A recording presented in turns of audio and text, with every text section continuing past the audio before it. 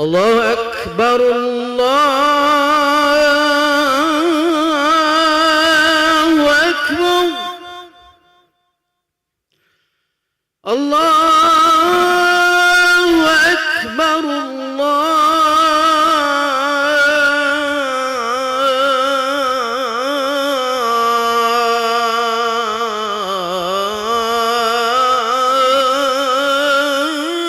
الله أكبر.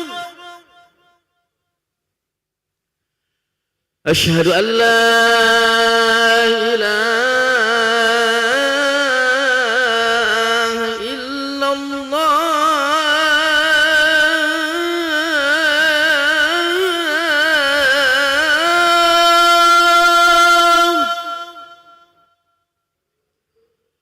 أشهد أن لا إله إلا الله.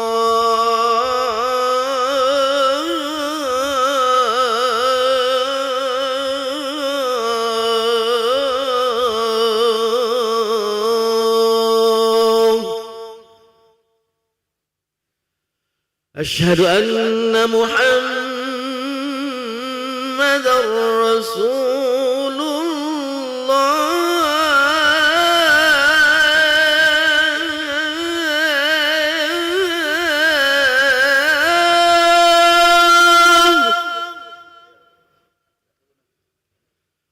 أشهد أن محمدًا رسول الله.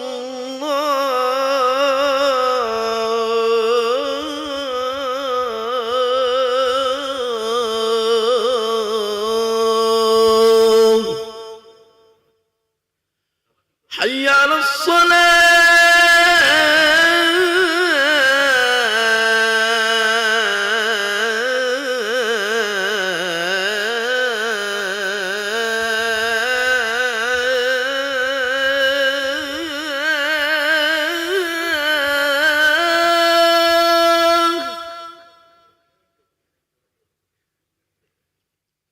حي على الصلاة.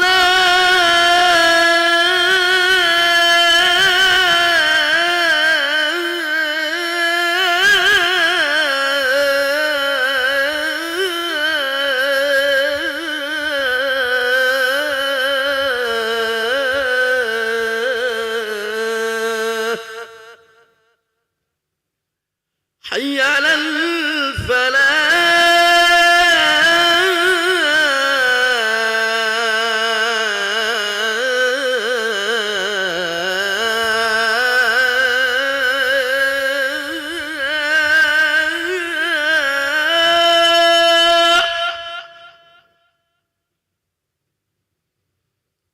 حي على الفلاح.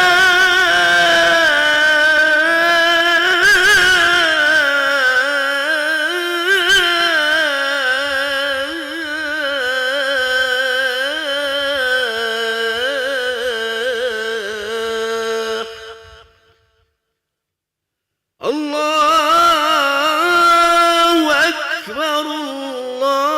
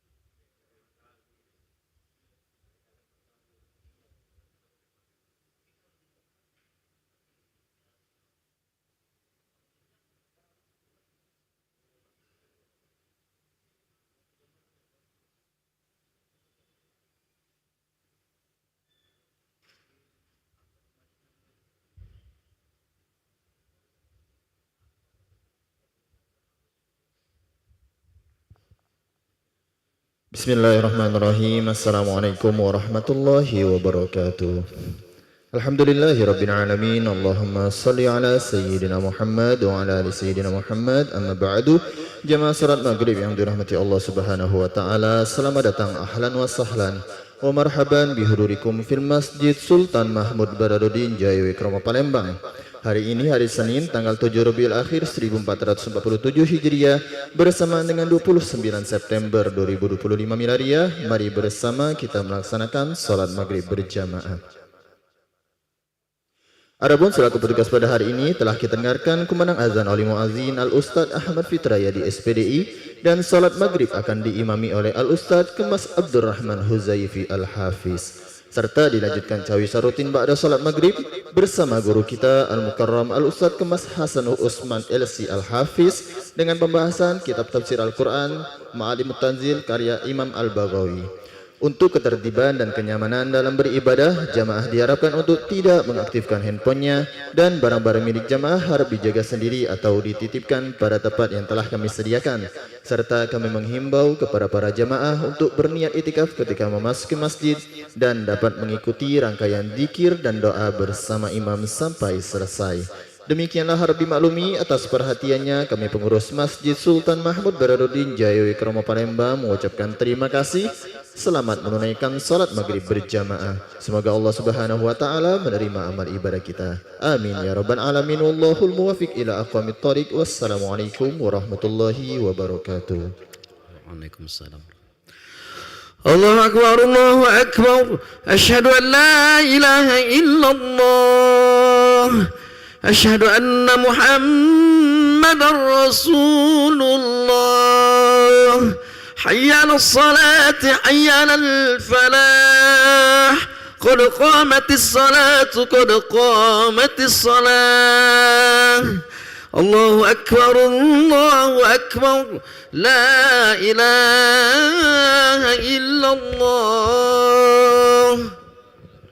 La ilaha illallah Sayyiduna Muhammadur Rasulullah sallallahu alaihi wasallam. Sawf aqimu sufufakum fa inna tasyatas sufu min tamamis salah. Luruskan dan rapatkan saf.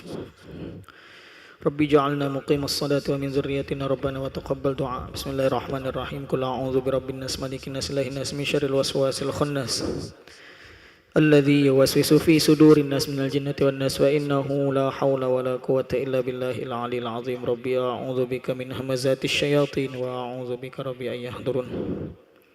Lillahi ta'ala ya karim. Salli fardal maghribi salasa raka'atin mustaqim adaan imaman lillahi ta'ala. Allahu akbar.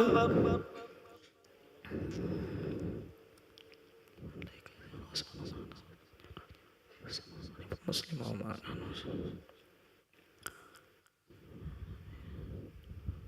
syirikalah wa bidzalika minna muslimin.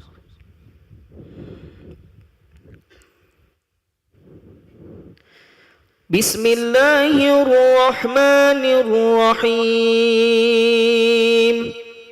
Alhamdulillahi rabbil alamin.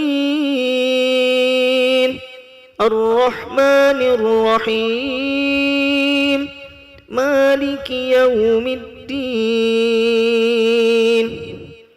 Iyyaka na'budu wa iyyaka nasta'in.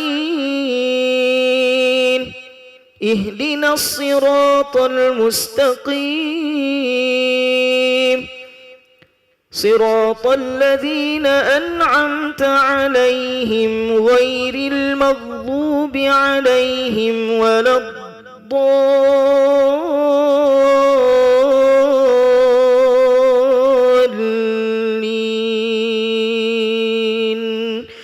Amin.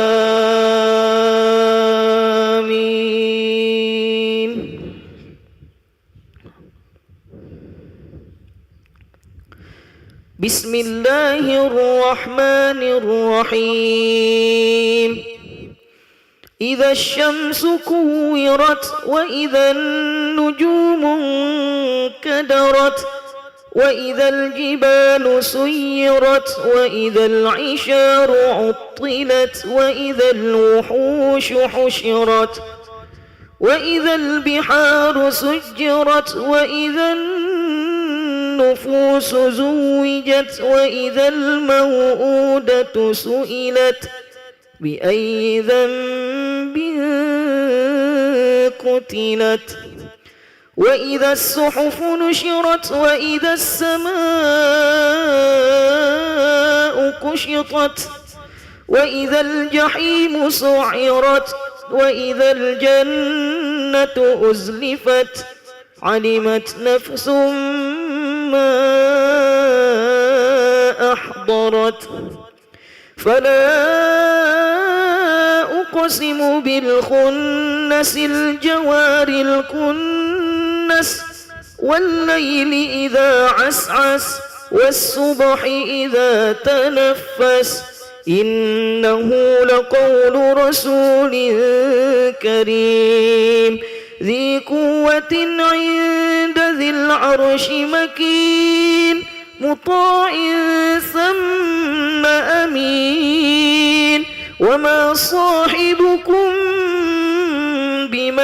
بمجنون ولقد رآه بالأفق المبين وما هو على الغيب بضنين وما هو بقول شيطان رجيم فأين تذهبون إن هو إلا ذكر للعالمين لمن شاء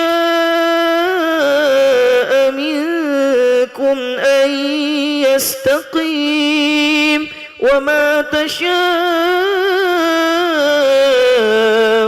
إلا أن يشاء الله رب العالمين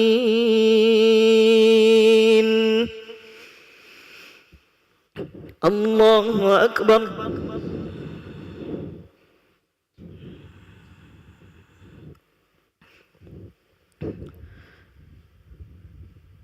سمع الله لمن حمده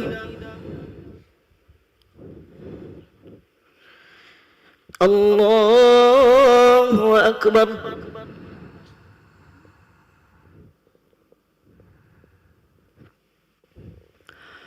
الله أكبر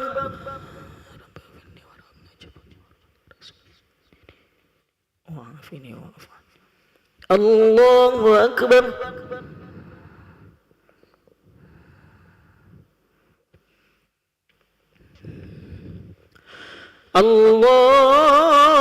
الله أكبر بسم الله الرحمن الرحيم الحمد لله رب العالمين الرحمن الرحيم مالك يوم الدين إياك نعبد وإياك نستعين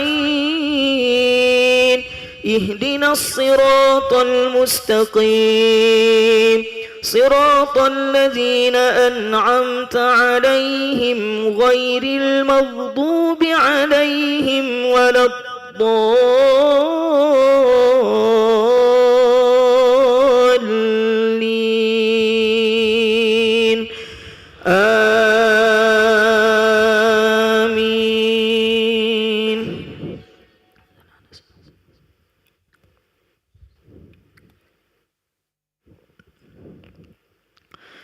بسم الله الرحمن الرحيم إذا السماء فطرت وإذا الكواكب انتثرت وإذا البحار فجرت وإذا القبور بعثرت علمت نفس ما قدمت وأخرت يا أيها الإنسان ما غرك بربك الكريم الذي خلقك فسواك فعدلك في أي سورة ما شاء ركبك كلا بل تكذبون بالدين وإن عليكم لحافظين كراما كاتبين يعلمون ما تفعلون إن الأبرار لفي نعيم على الأرائك ينظرون تعرف في وجوههم نضرة النعيم يسقون من رحيق مختوم ختامه مسك وفي ذلك فليتنافس المتنافسون ومزاجه من تسنيم عينا يشرب بها المقربون إن الذين أجرموا كانوا من الذين آمنوا يضحكون وإذا كانوهم أو وزنوهم يخسرون إن الذين أجرموا كانوا من الذين آمنوا يضحكون وإذا مروا بهم يتغامزون وإذا انقلبوا إلى أهلهم انقلبوا فكهين وإذا رأوهم قالوا إن هؤلاء لضالون وما أرسلوا عليهم حافظين فاليوم الذين آمنوا من الكفار يضحكون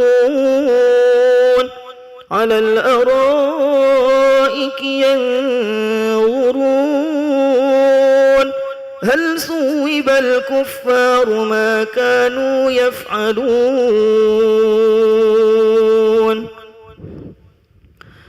الله أكبر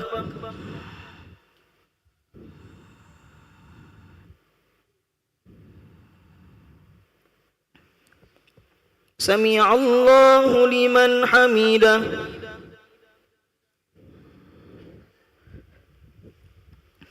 الله أكبر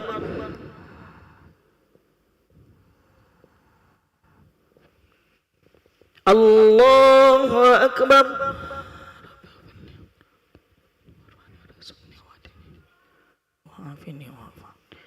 الله أكبر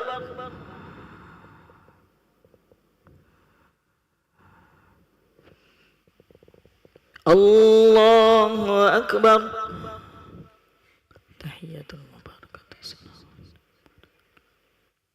السلام عليك يا نبي ورحمة الله وبركاته السلام علينا وعلى عباد الله الصالحين أشهد أن لا إله إلا الله اللهم صل على سيدنا محمد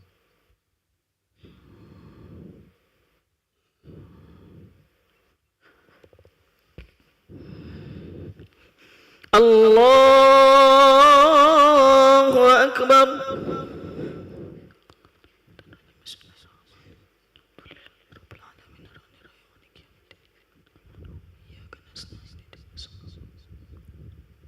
الذين أنعمت عليهم ولا الضالين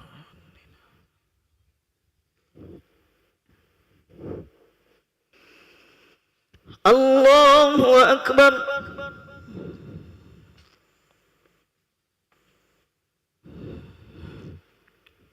سمع الله لمن حمده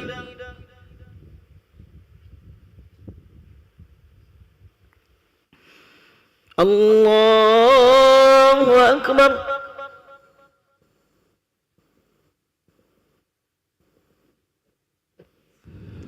الله أكبر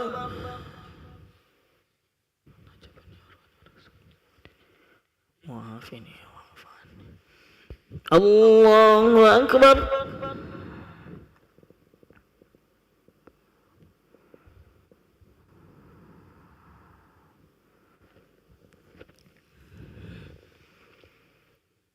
Allahu Akbar. Tahiyatul mubarakatuh. Assalamualaikum ya Nabi wa rahmatullahi wa barakatuh.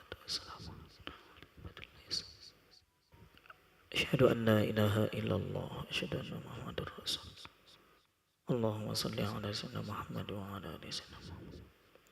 Kama sallaita ala sayyidina Ibrahim.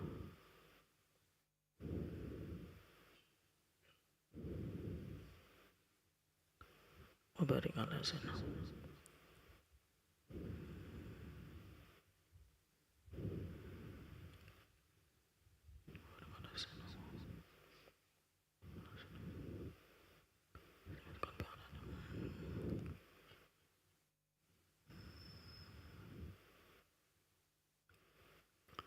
Assalamu alaikum warahmatullah. Assalamu alaikum warahmatullah. Wa na'udzubika min sakhatika wa nastaghfirullahal azim. Astaghfirullahal azim. Astaghfirullahal azim. Alladzi la ilaha illa huwal hayyul qayyum wa atubu ilaihi.